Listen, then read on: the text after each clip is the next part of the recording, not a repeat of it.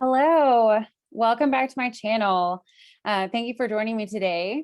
I am recording another practice talk for you all.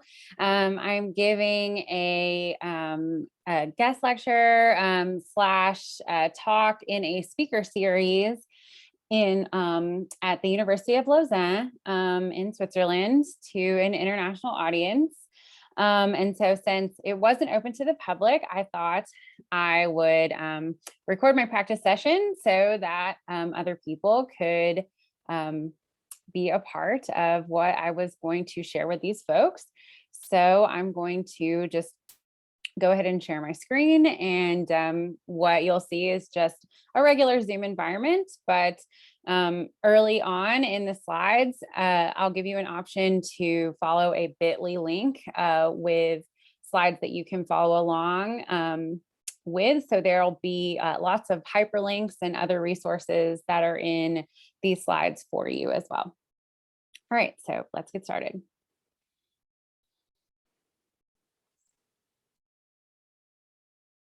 Okay, so thank you. Super excited to be here and talking to you all today. So I like to begin my talks with positionality statements. And I do this because I believe that marking our positionality when we step into positions of power, like at the front of the lecture hall, is an essential first step we can all take towards creating equity. And so I'll introduce myself by saying, hello, I am Kelly Elizabeth Wright. I am a Black biracial cisgender woman from Appalachia. I am a fifth-year PhD candidate. I am working class, and I am a second-generation student. And in that, I mean, my father was an integrator, the first African-American student to attend the Catholic school in my hometown. And thus, I am one generation removed from educational segregation. I am so excited to be here with you today in your forum on race and racism. Here in the United States, our freedom to teach about the facts and histories I'm going to share with you are currently under scrutiny. And so I am grateful to be able to exercise my right to discuss these topics. I'll be speaking for about 60 minutes today. And I'll begin by giving you some background on linguistic discrimination from a perceptual perspective. And then I'll move into discussing terminology and relevant points of US history to set the stage for our consideration of several examples of institutionalized linguistic racism, which will include a deeper look into my research on racialization in the media. At the end, I will outline some concrete steps we can all begin taking to address these issues before opening the floor to discuss what you are most interested in. In an effort to make this talk as accessible as possible, I've provided this bit.ly link here for you so that you can follow along with these slides, which also include a full transcript in lieu of signed interpretation. So my work is on linguistic discrimination, which is a natural phenomenon that amplifies systemic oppression. So let's begin by taking those 2 points in turn. First, the natural phenomenon component begins with parsing the linguistic signal. And in fact, all perception works this way. Our senses give us the ability to perceive. So we smell, touch, taste, hear, and see. And as we do that, our brains partition that information into discrete, meaningful elements. We are able to determine if something is dark or light, near or far, or if we're hearing a paw or a ba. This information is processed in real time, and it's categorized in our minds based on all of our individual, collective, previous experience of the world. I want to break this down a little farther, focusing on speech perception, which is kind of magic. No, really magic. So I think of a thing to say, and I flap bits of meat around in my head, and that sets air molecules in motion between us.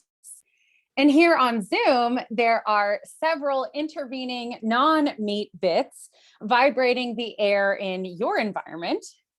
And that creates sound waves, which hit your eardrum, or more specifically, your organs of corti, if you want to Google them and have a fun, nerdy time. And then presto, you understand the thing that I thought. Like, even across an ocean, you understand the thing that I thought. It's magic, truly. And even if I'm not completely clear to you, or I'm speaking a language that you aren't familiar with, or it's not your first language, you can use your knowledge of the world a lot of times to fill in the gaps. If I say something like, the girl bounced the ball, and you are be able to disambiguate what was being referenced here, because you have knowledge of the world, and language is never produced in a vacuum. And this final and crucial aspect of perception is what allows for the more insidious side of linguistic discrimination to operate, because the signs we perceive aren't separable from the language users producing them or our orientation towards them. Linguistic perception inherently engages the social experience. As human beings, we adapt to patterns around us. We are designed to notice change in our environment. So, for example, when you come home at the end of your day, you don't notice if everything is as it should be. We only start to be concerned if things are out of place, or if something moves in a way we didn't expect and it startles us. So, because linguistic perception is a sensory experience, this passive adaptation is inherent in our linguistic experience as well. And so we adapt to the patterns around us. And the patterns around us most often are, of course, our own voices, which is why it's so weird hearing yourself on a recording, because we aren't used to hearing our own voices outside of our own heads. And so the patterns around us are our own voices, our first language, the language of our communities, etc. But because people produce language with their bodies, and aspects of our bodies, like gender and age and race, are inextricable from our social roles, the linguistic patterns we've passively adapted to are linked to certain sets of expectations that, for better or worse, stem from the historical construction of those social roles. Those adaptations then become anything but passive, and are what allow for natural linguistic discrimination, like simply parsing the difference between pa and ba, to result in disadvantageous outcomes for many people, especially accented speakers and racially minoritized individuals. So I realize I've already given you a lot to think about. So here's a quick review. When we take in the world with our senses, our brain's first and most important task is figuring out what we're experiencing in any given moment. And sometimes we have to make a decision about exactly what is happening. Did that speaker say ball? And we use our knowledge of the world to do that.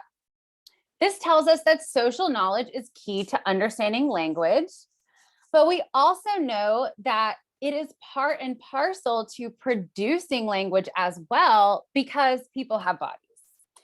So I'm going to expand on this a bit further. I am an experimental sociolinguist who engages in inquiry from a large-scale, top-down, historically informed stance. And I do this because what is most interesting to me about language change is how the social history of the world essentially selects for us a pool of language to interact with. The late Sam Epstein used to characterize this as the relationship of language and space-time. We exist as beings in linear time. We cannot go backward and interact with previous states of language. And we cannot make meaning as we would have done in previous states of society. Thus, we must go forward and construct self, do self, with the lexical material that is currently in circulation, which is employed according to societal rules placed on a user. The uniformitarian principle, which linguists have borrowed from geology, states that while we cannot predict every variable that will matter for change at a given point in time, there are certain variables we can be confident will always have some effect. We've come to know these as the big five sociolinguistic variables: age, gender, socioeconomics, region, and race. All of these aspects of self relate to one's embodied positionality, in that we are born in a place, into a family of some station, we have race, we have gender, or at least our assigned gender at birth based on our visible secondary biological sexual characteristics, and we begin aging. These aspects of self are definable for all language users, and they constrain to some extent the subsection of extant linguistic material a given user can experience, can generate knowledge of the world with and through. So in a few moments, I'm going to give you several examples of such constraints, illustrating what it means to have your self-expression limited because of who you are. So some terminology. I use the term African American languages, or AAL, to describe Black language, joining Lanehart in taking a top-down historical approach to categorization. I feel what unites these language users is the shared social history of enslavement and settler colonialism. When Africans were packed onto ships bound for this continent, they were separated by language, so they would be unable to communicate. Throughout this process, their connections to culture and identity were forcibly and purposefully erased. What is left over are disparate linguistic systems in the minds of survivors thrust into a created social relationship. Throughout the subsequent centuries, these survivors were under intense and intimate contact with English and other colonial languages. After the Civil War, these populations mobilized into the largest movement of peoples recorded on this continent, the Great Migration. This mobilization of self-determination and will results in a period of reanalysis and recombination for Black language.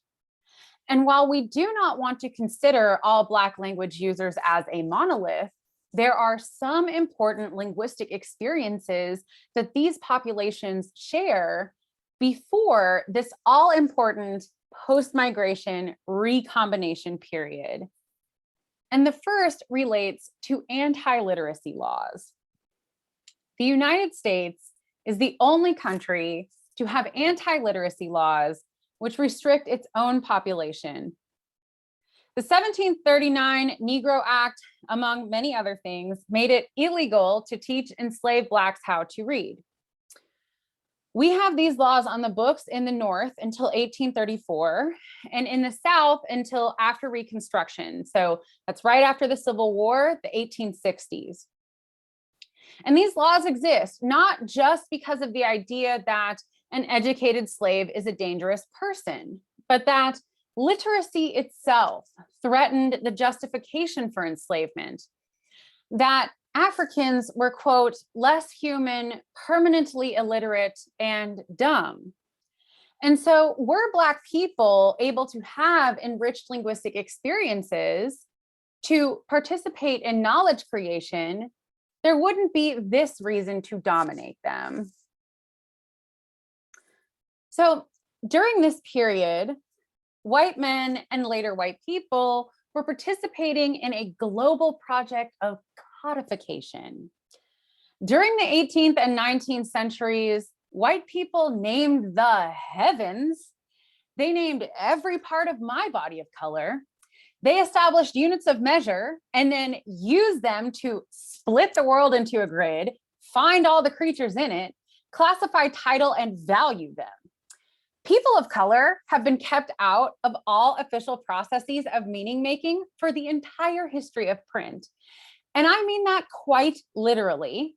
These patterns of oppression predate the printing press. I truly could talk about this forever, and honestly, just invite me back because I have so much to get out. The point is, we know that linguistic material is employed according to societal rules placed on users based on one's embodied positionality, big five sociolinguistic factors. With people of color absent from the processes of knowledge creation, we begin to glimpse the insidiousness of this groundwork being laid here, because with white people in complete control of all of the linguistic material, they then have complete control of all societal function as well. This is a full-scale process of standardization. And I highlight that ization suffix here so we can be sure to recognize that there is a making or a doing going on here. There is an agentiveness to these processes. The standard isn't natural, it is created. And this applies to the globe, not just the United States. So these white people who are afforded access to written language, who are afforded equal protection under the law, are doing all of this work of naming and defining what it means to be a good person. They are defining appropriateness, success, innocence, sincerity, and on and on. In the United States, white language becomes the standard, following waves of xenophobia away from the immigrant-rich population centers of New York and Philadelphia to settle in the inland North dialect region. And the use of this variety is seen as the proper thing to do. More than this, not using this language is seen as an indicator of lower intelligence or a difficult or sometimes even criminal nature. And because white standardized spoken English enjoys institutional support, it is used in all formal, creative, and technical writing, in courts and across professions. Assimilation is required for social mobility. I'd like us to further investigate the necessity of assimilation to the variety of the powerful these realities have created by looking at education. So in this political cartoon from 1899, we see it depicting the confluence of US imperialism, settler colonialism, and Jim Crow. So here we have a central figure of Uncle Sam, and he is addressing his class and civilization. So in the front row here, we have recent acquisitions into the United States through US imperialism, so empire building. We have Cuba, Puerto Rico, Hawaii, and the Philippines. And then seated behind them in the desks, we have acquisitions through settler colonialism. So California, Texas, New Mexico, Arizona, Alaska, and a number of others behind them. At the end of Uncle Sam's pointer, there is an indigenous person, an American Indian. He is depicted as a learner, but he is also shown reading upside down. And he is not a member of the general classroom body. Behind him, there is another individual, an Asian, likely a Chinese person, who is also depicted as a learner. He's carrying books, but he's also not a member of the general classroom body. He is outside of the learning space. Some might say lurking outside of the learning space. There's also a third figure, an African-American male, who is depicted as an adult and also a worker. He is explicitly not a learner. He is not part of the classroom, and he is depicting Jim Crow. There is another group of students, a final group of students who is behind Uncle Sam. They're the hardest to see. They're depicted as ahead of these other students, and they are also underneath the American flag. So in this caption that you absolutely cannot read, it says, Uncle Sam, to his new class in civilization.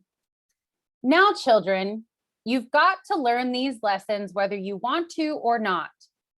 But just take a look at the class ahead of you and remember that in a little while, you will feel as glad to be here as they are. So what's happening here is that the United States is encouraging assimilation. They are bringing all of these disparate cultures from these far-flung geographic locations and this distinguishing civilizing factor that is used to unite them literally under the flag in the classroom is white standardized spoken English. It is the bedrock upon which our modern education system is built. And to further demonstrate this, I'd like us to consider what is likely one of the most important cases of the modern era in terms of education and social justice with respect to legal precedent, and that is Mendez v. Westminster in 1947. Now, an important note is that at this time, Mexicans are considered members of the white race under the US Constitution since the War of 1812. This is why our census retains the non-Hispanic white distinction. In this case, opens the door for Brown versus the Board of Education, which is a landmark case in the United States, because that is the case that allows Black people to integrate into the public school system in the United States. This gets rid of segregated schools for people of color. Brown versus the Board of Education does. So the Mendez children, who were normally allowed to matriculate with white students without issue at the time, upon moving into the Westminster district in Orange County, California, were sent to a special Mexican school because of their first language without testing or assessment. Their parents sued. This case went all the way to the Supreme Court, where the opinion found in their favor. And here is a quote from that opinion. It says, "The evidence clearly shows that Spanish-speaking children are retarded in learning English by lack of exposure to its use because of segregation, and that commingling of the entire student body instills and develops a common cultural attitude among the school children, which is imperative for the perpetuation of American institutions and ideals." The court's remarking here on this common cultural attitude is important because it lets us know that they were aware of language's power for social construction here. They know the dedication to national ideals, the belief systems which uphold our markets, could be weakened if populations like these remained unintegrated. And so the issue facing the courts here really isn't about these children learning, which they were able to do in these separate schools that did present material in a medium of instruction more accessible to them in the mainstream system, albeit through inequitable means. It is about the education system producing adults that can seamlessly assimilate into American institutions. And with assimilation in mind, I want to turn back to Black people. Black life and language is not thought of as capable of complete or even passing assimilation into American ways of life, and has therefore been purposefully separated from literacy, again, by law, and thwarted in education, further reinforcing the distinction of Black people as second-class citizens. Because of identity, because of race, there are only so many parts of the language that Black people have been allowed to interact with for centuries. This history and treatment of Black people sets their language apart. And I want to focus now on the differential treatment of Black language varieties in education. So in 1971, the Lau v. Nichols decision creates a federal mandate for English language learning education. At this point, we've seen a few other cases create such programs at the district level. But now, if a district has a certain percentage of so-called foreign language speakers, it must provide English language learning education to overcome language barriers that impede equal participation. In both of these cases, Ann Arbor and Oakland, Black students were being segregated, placed into special ed classes, and labeled as neuroatypical because of their first language. These cases represent two different and ultimately unsuccessful legal approaches taken in an attempt to gain equal participation for Black students in the classroom. In Ann Arbor, litigators sought to extend the Lau v. Nichols ruling to dialects, but courts were not convinced of the equality of dialects to languages, categorizing them as broken or incompletely acquired versions of the standard. In Oakland, linguists testified before Congress that Ebonics should be considered a language in its own right. But again, the powers that be are not convinced that Black language should be federally protected. In both Ann Arbor and Oakland, stopgap solutions were put in place at the district level. But even these misguided and inequitable approaches weren't nationally adopted. And so US dialect speakers still do not enjoy equal educational opportunities like English language learners do. Black linguistic experiences in the education system are categorically different from those of other learners who also do not have access to white standardized spoken English. Considering these two cases illustrates the reticence of administrators to recognize the validity of Black language and to afford Black people with the same equal participation afforded to all English language learners since 1971. This treatment of Black language in schools has an outsized impact on how Black people are later treated in the world.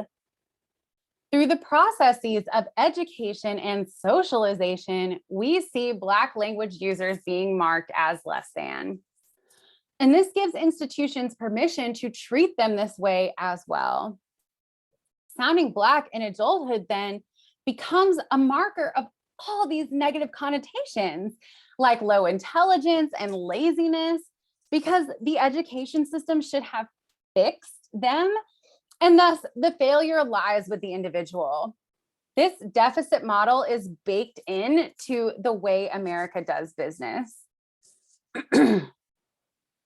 With this background information established, demonstrating the ways that Black life and Black language have been set apart in the United States, I'll turn now to discussing some examples of how these realities shape inequitable outcomes for Black people across institutions. I want to begin by discussing some of my research, which captures how language is used to describe Black people by confronting the presence of lexical racialization in the media. Lexical racialization happens when a word with no pre-existing racial connotation comes to describe people of color asymmetrically. So recognizable racialized words are thug or articulate, and racialization doesn't mean that these words are never applied to white people, just significantly less often. So to test for racialization, I built a corpus. It is called the Racialized Semantics and Athletics Corpus, or the RCC. It covers 120 athletes over 108 years, and it is balanced for race and gender. I developed a machine learning algorithm, a support vector machine, or SVM, to aid in the objective classification of these data. Simply put, the goal here is a revelation of the informational content in this large body of text. The SVM is not designed to be an automatic racism detector. Its task is to use raw lexical token counts to separate the corpus into two meaningful groups. So remember that this data set is balanced for race and gender, but surprise, the meaningful groups are organized by race. So normally we would expect the difference between Aaliyah Atkinson in the Black athlete group and Hope Solo in the white athlete group to be more like 49 versus 51%, and for members in each category to gradually decrease or increase from there. But instead, we see this stark divide, 96 versus 3%, and no gradients in any of the membership. And that result is incredibly surprising. So much so that I reran the study several times and had field experts come and check the outcome for errors. But no, the algorithm was very sure, like super sure, that this categorization was the most informative. So then the next question becomes, how did the algorithm, the SVM, arrive at this output? And so to answer that question, we apply a second model, the random forest model, to help us predict which words are the most useful in this racial categorization task. And so we get an output like this. And as we're scanning down this lexical type column, these words are perhaps not the kinds of words you were expecting. So if we look at a word like athletic, for example, that's the type of word we would predict to be equal in this type of corpus, because each athlete being described here is a world-class athlete. They're all very athletic.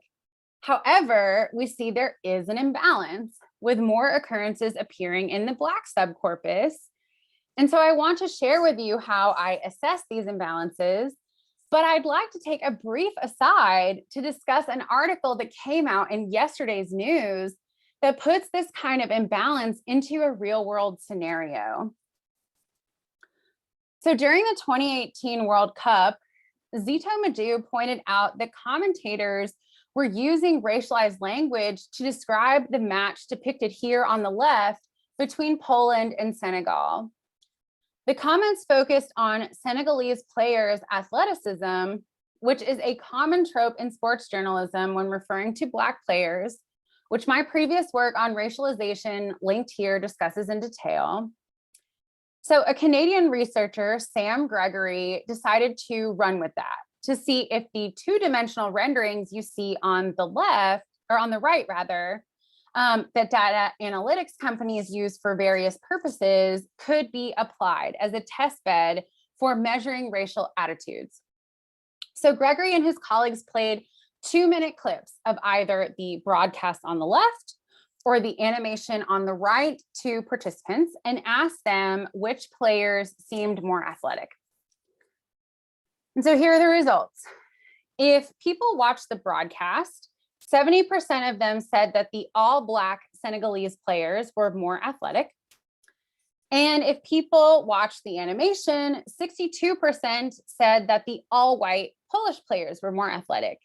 And I have all white in parentheses because these individuals in the real world, in fact, were all white. But in the rendering, you can't see their race. That's the point of the study, right? And 62 versus 70% doesn't feel like it's that much of a difference, but it's a highly significant result, which is why I've included the p value here for you. So Mueller, who reported these findings yesterday for 538, stated that the physical advantages that supposedly defined the African team's style of play disappeared as soon as their skin color did.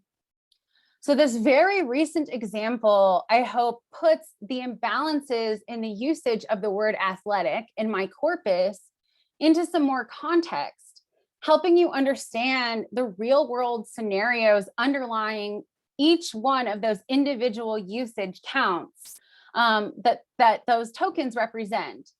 So now I'm going to return to how I assess those lexical imbalances. So presenting this data visually, I'll start by describing the 0 on this graph. This 0 does not represent that a word had no occurrences, but that it occurred at the same frequency in both subcorpora. The red lines moving down from the 0 represent imbalances in the white subcorpus, while the blue lines moving up from the 0 represent imbalances in the black subcorpus. If we focus in on the word culture as an example, these 243 additional occurrences in the black subcorpus represent a 2-to-1 ratio for that lexeme. I looked at each of those uses to determine how culture is being applied. So what we find is that Black athletes are discussed as infusing their own culture into the sport or altering the sport's culture with their ethnic presence. Whereas culture occurrences in the white subcorpus are in reference to the culture of the sport itself, not white culture as such, and are not used in reference to the athlete. So what we have here are two very different lexical senses of culture, the usage of which is determined by the race of the referent, aka racialization. This is exactly what it looks like. So, Black linguistic experiences are conditioned by these lexicosemantic subsets. This is what I mean when I say your identity controls the pool of language that you can interact with, right? Part of the language that you interact with is the language that's used to describe you, right?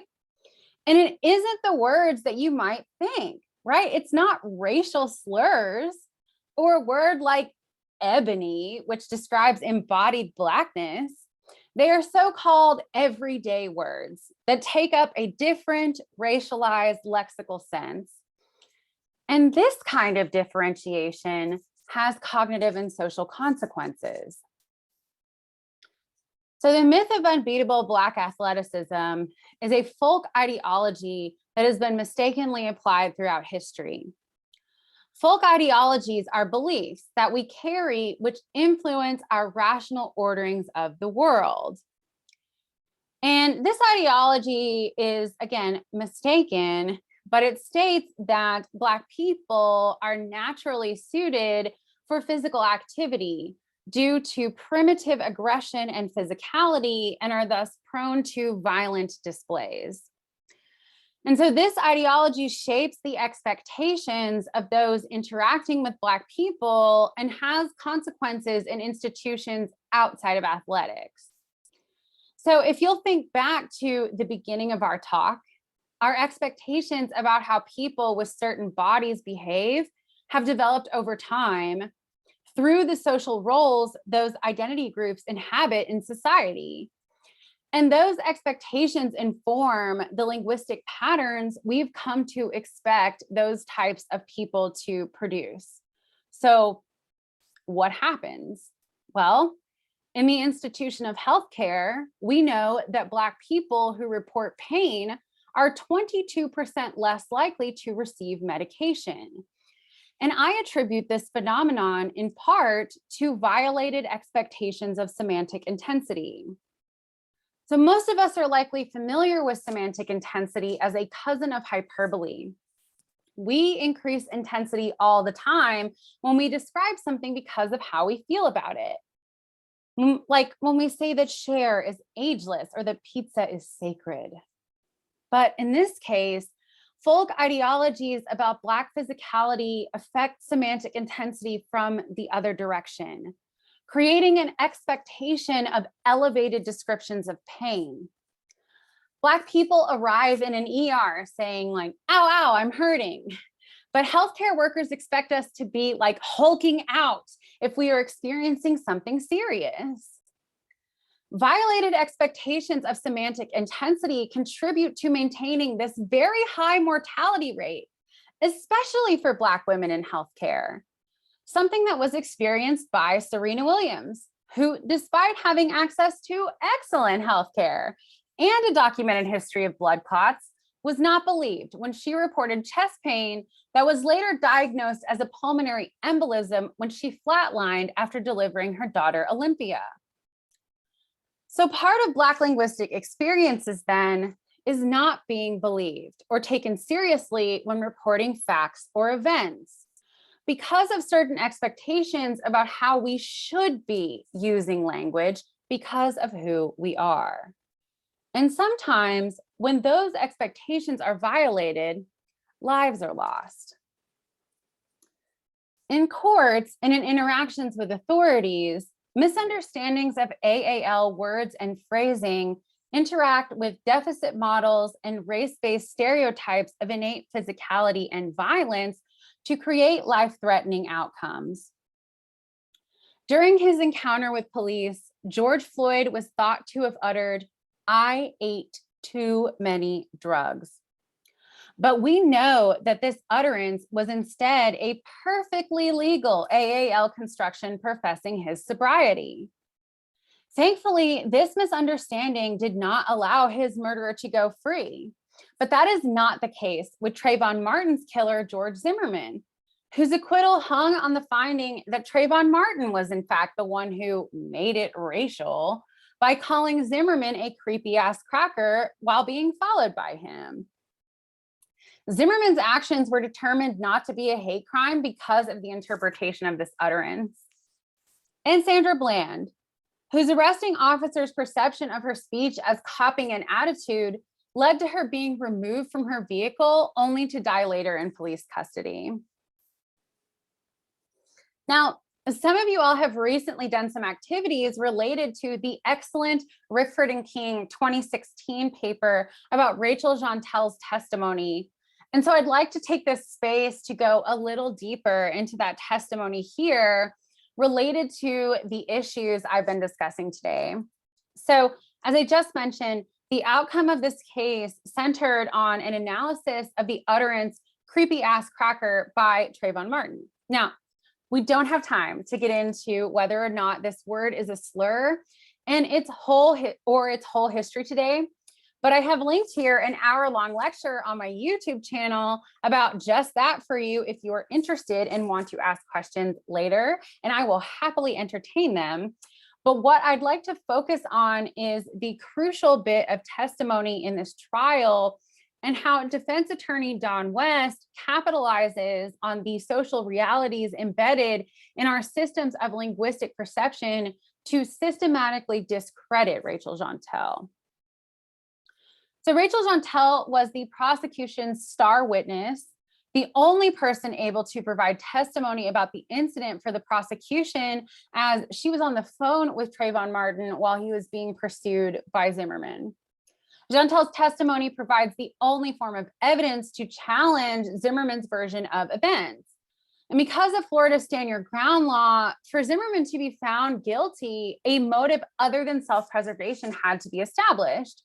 So this line of questioning from defense attorney Don West in the video I'm going to share with you now is challenging the prosecution's claims from Rachel Jeantel's previous testimony that this was a racially motivated hate crime.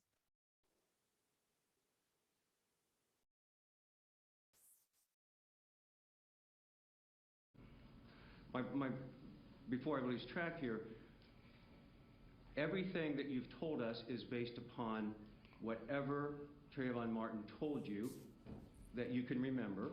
Yes. And then what you interpreted it to mean. Yes.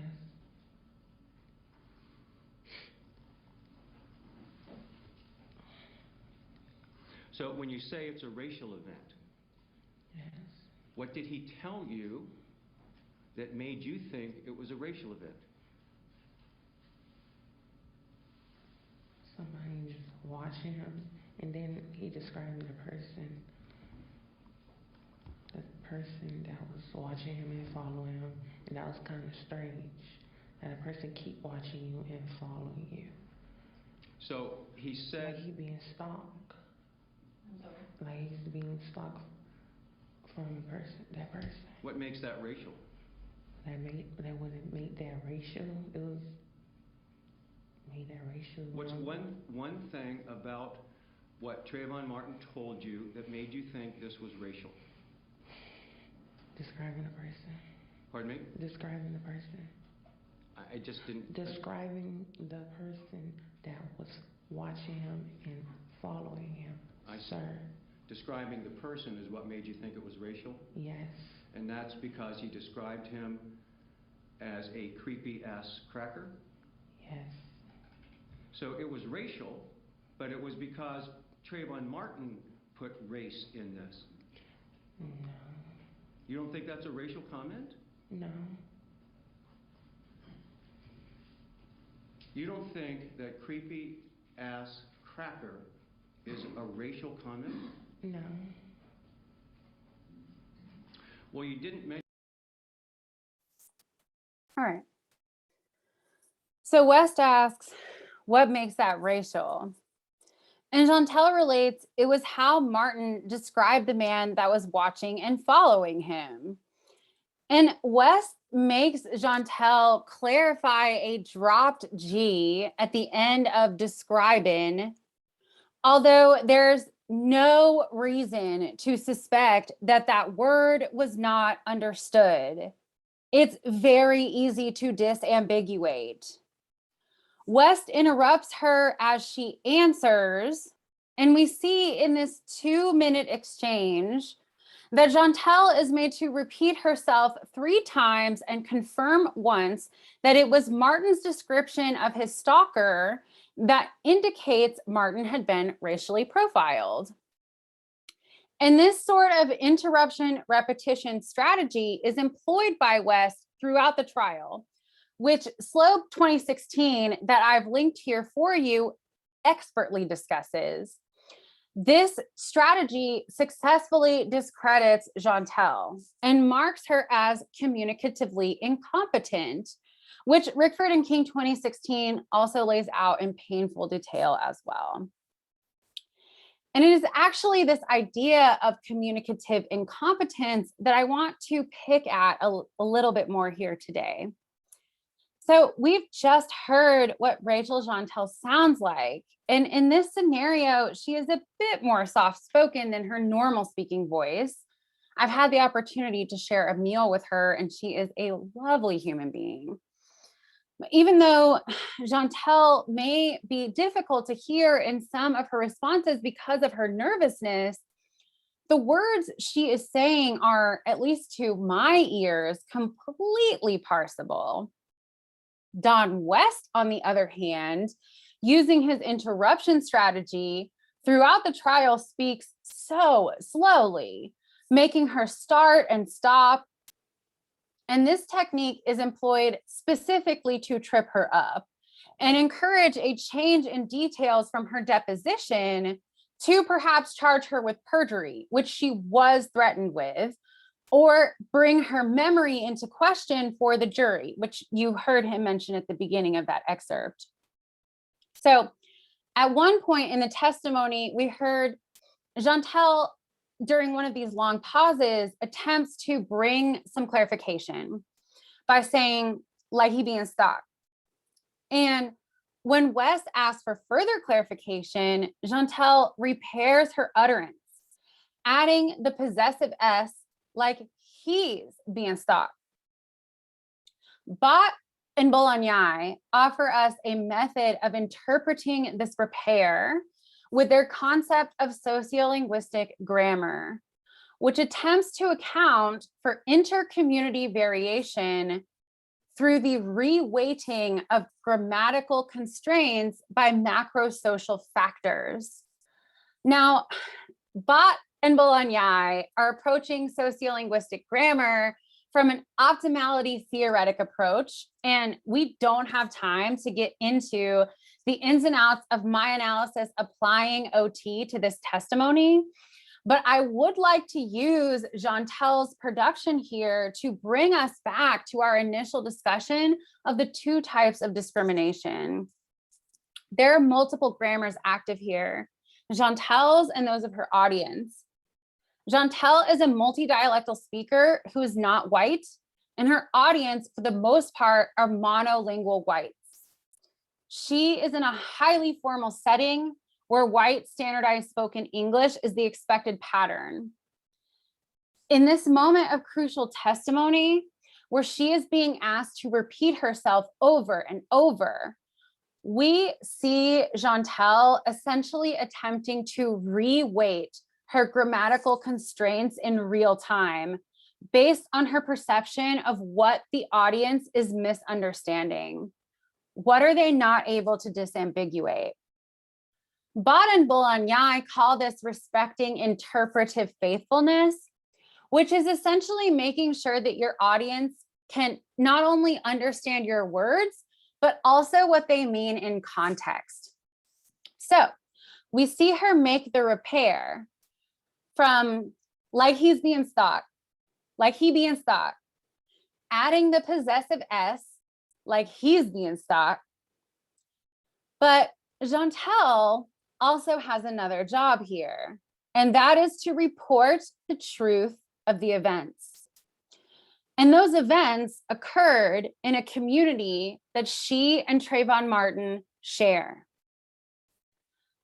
The word stock, in all of its phonological complexity, relates the truthfulness of the events.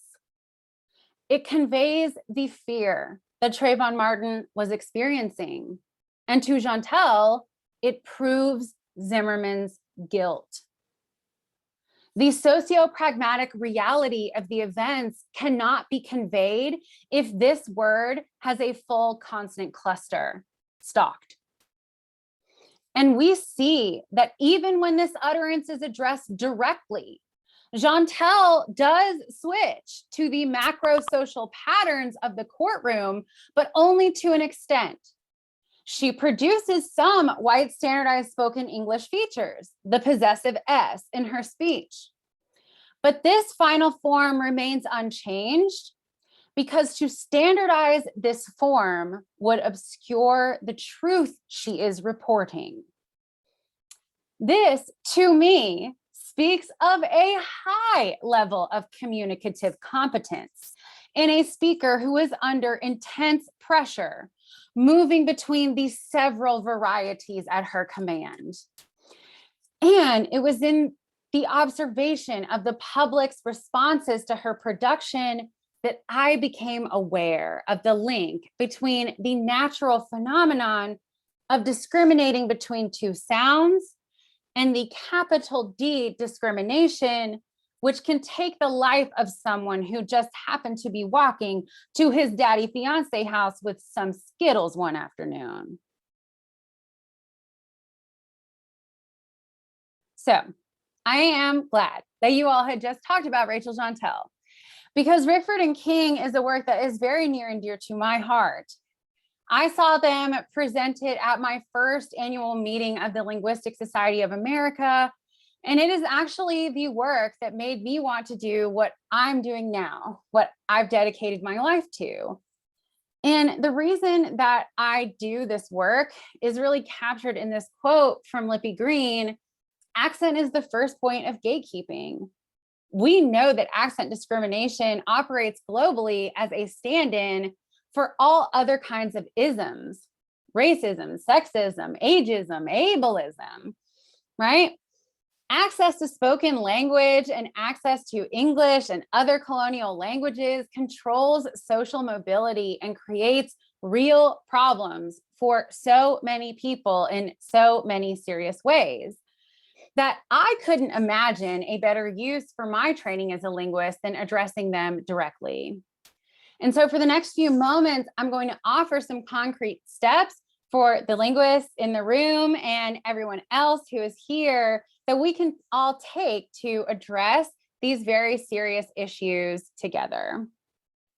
So, linguists, we are privileged by our access to knowledge as academics, but particularly as linguists who inhabit intellectual space with a system so intimate, most people do not notice its operation. And so we are called to teach all of our students, no matter what part of linguistics curriculum they are in, that the terms academic language and standard English are constructs that are entrenched in white supremacy. And recognizing that knowledge is a human right calls us to develop flexible models that can support a variety of positionalities, abilities, and preferences.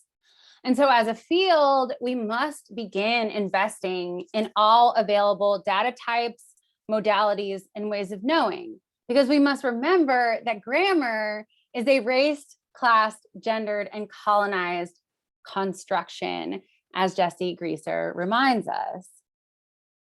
So for the rest of us, for all of us, we've spent some time today talking about race and racism. And it might seem like those topics are off limits or perhaps unethical for some people to engage in. And I just want to say that that is not my perspective at all, because I don't think any of us are active colonizers, and I would like to think that none of us are active racists. So I believe that the kind of topics we've been discussing and the kinds of concrete steps I am outlining for you now are exclusive to no one, are the purview of no specific identity group. You now know what institutionalized racism looks like. So today, each of us, from students to professors to administrators, can begin auditing their organizational history, policies, and practices to look for its presence. And I promise you, it is there in your various schools and hometowns, but also your churches, your favorite sports teams, your progressive organizations. No institution that operates in a society with a standard language variety is immune to language discrimination. So do the work of noticing and naming it, because these forces thrive on our acceptance that this is just how things are, or it's always been this way. But nothing is immutable. And we have seen in the past in the feminist and gender identity movements that individual auditing strategies have worked to create change. And so know that you are equipped right now, as you are, to start doing something about it. And so you should be empowered. The populations that are most vulnerable around us, the ones that most need linguistic justice work, are minoritized populations that are differently abled, and most especially migrant and immigrant communities. And so we want to begin to audit the communities. So as we begin to audit the communities that we are a part of, we want to make sure that people have access to information they can digest and use. We want to make sure that people know what is going on with their health and can take an active role in their care. We want to make sure that people are being understood in the criminal justice system and that they know their rights. And one way to do that is to advocate directly to lawmakers for the entire population to have access to equitable materials in languages and modalities that are accessible to them. And if maybe we aren't ready to go as far as becoming a full-scale advocate and want some time to get our feet wet, a good way to start doing this work is by getting some like-minded people together and working to co-create products for the public good. It could look like friends coming together to make zines or flyers or putting together a YouTube video. It could look like a group project in your class that produces an infographic or TikTok that quickly informs the public about what linguistic discrimination looks like. You should be empowered to do that. Now, obviously, all of us do not have marginalized identities. And so that means we don't all come at the topic of racism from the same positionality. And that is okay. It's actually good. At the beginning of this talk, you heard me give a positionality statement. And the truth is that what I modeled there represents a portion of the positionality aspect of engaged work, which is honestly so crucial to any of the steps I've outlined actually making an impact toward creating equity and access in our lifetimes. Like, I'm all here for planting seeds, but I would like to, live in a better time. So I've marked for you at the beginning of this talk who I am, in part because it's important to be able to say who we are, to state unequivocally how we want to be perceived. Because although we think we're really good at it, we actually kind of suck at accurately reading identities off of people's bodies. But positionality work actually involves self-reflexive critique, which asks, how does my body interact with what I produce as a scholar? And answers for yourself and for the audiences who consume and hopefully later expand upon your work, what you are able to see and how you are able to see it from that body. Incorporating your answers to these questions in writing into your research, as well as your pedagogical and service-related materials, is crucial. And there is an hour-long webinar linked here discussing these issues, as well as a new open access paper for those interested in learning more about applying these strategies to their practice and praxis. And with that, we've come to the end. Thank you ever so for inviting me here today so we could talk about race and racism together. And I look forward to your thoughts and questions. And for you, YouTube, put your questions in the comments. I will endeavor to answer them. I would love to have them. And thanks for helping me practice. All right. Bye.